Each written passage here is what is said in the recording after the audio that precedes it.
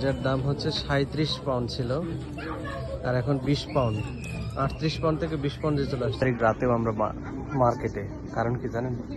কারণটা একটু পরে দেখতে পাবেন, যে ভিড় 24 তারিখ রাতে। এই চেনে সেল আছে, সেল আছে, সেল সেল, শুধু সেল, তাই না?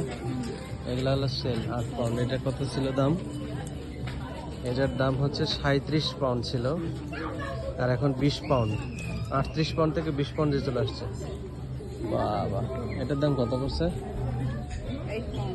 এটার দাম কত ছিল? এটা এখন 8 পাউন্ড। দামটা দেখাচ্ছে না, মানে হাফ প্রাইজের থেকেও বেশি কম। এটার দাম হচ্ছে 38, 15 পাউন্ড। বাবা, 24 তারিখ সেল আর সেল, ধামাকা অফার সব এইচএমে, তাই তো? এইচএমে আছে পুরো সেল। আরে সব বোনার ভিড়, প্রচন্ড ভিড়। এটা তো অনেক সুন্দর দেখছি।